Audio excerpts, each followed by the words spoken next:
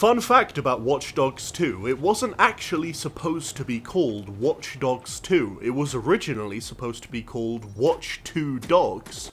Yeah, this is what the game was originally supposed to be like.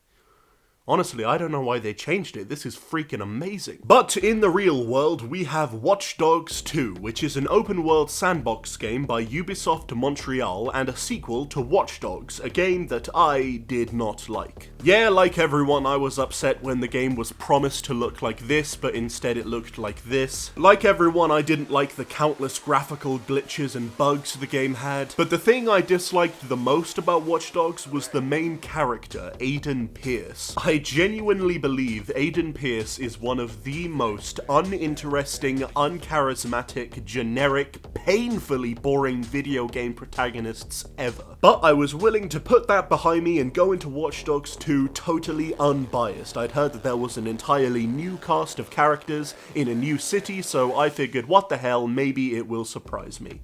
And you know what? It did.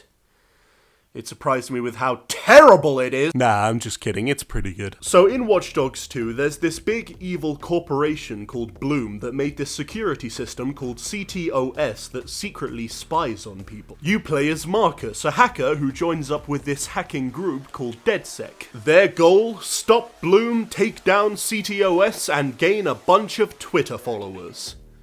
No, seriously, that's actually like a big part of the game. I think the story is okay, the characters are pretty interesting, especially the DedSec group. And Marcus is a way better protagonist than Aiden, even though he does kind of suffer from the Nathan Drake problem, where he is a cool, lovable, wisecracking misfit, but also he murders people. You can literally go on an insane killing spree and murder a bunch of innocent civilians for no reason, and then 2 minutes later in the cutscene, hey, we're back to being a cool, lovable group of hackers, cracking wise and making jokes about Star Wars. To be fair though, you can go through the whole game without killing someone now. You can get past all the enemies in a non-lethal way, stunning them with stun guns, distracting them and sneaking past, or just deploying your RC car and letting it do all the work for you. So you can be lethal or non-lethal in this game, and personally I would recommend being non-lethal. As you probably already know, the big selling point of the Watch Dogs games is the hacking. You can use your phone to do stuff like steal money from people, look at people's personal information, set up traps, hack into cameras, hack into robots, hack into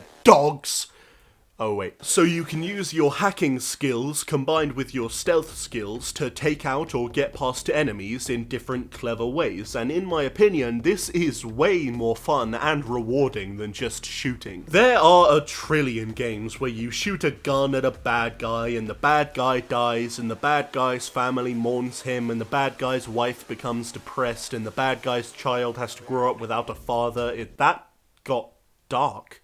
That got dark really quickly, what happened there? But there aren't as many games where you use your phone to magically make things explode, so you might as well make the most of that. And like I said, that stuff is fun. In fact, the gameplay in general is pretty fun. The gameplay mostly consists of sneaking and or shooting, driving and hacking, but one thing I was pleasantly surprised by was how much puzzle solving the game has.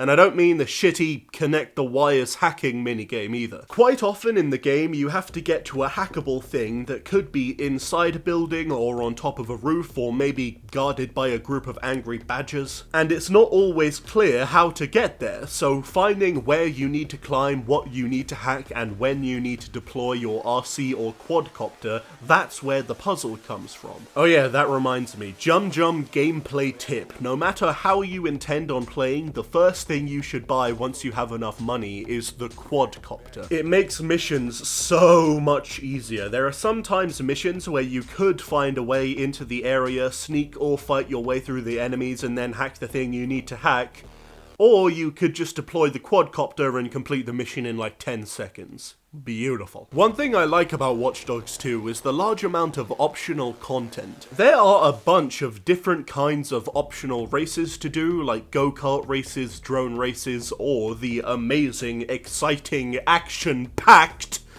sailboat races. Yeah. This is so fucking boring! And you can also do stuff like find bags of money, be an Uber driver, and sometimes you can talk to random people on the street who sometimes give you side missions to do, which I thought was cool. Plus, the game's city is super detailed and an overall joy to explore, so that's cool too. Overall, I would say Watch Dogs 2 is pretty good. It's definitely way better than Watch Dogs 1, so if you liked Watch Dogs 1, this game will be like a gift from the gods. The writing is kind of up and down in my opinion. On one hand, it can be pretty funny at times, but on the other hand, a lot of the jokes rely on reference humor, which isn't really my thing. But the gameplay is a lot of fun, and there definitely is a lot to do, so I'd recommend it if you're into sandbox games. You know, like when you make a castle out of the sand and put a little flag on the top. That one's my favourite. Watch Dogs 2 is a hack attack that's better than smack and crack. Yeah, I know that rhyme was whack, but cut me some slack. Please.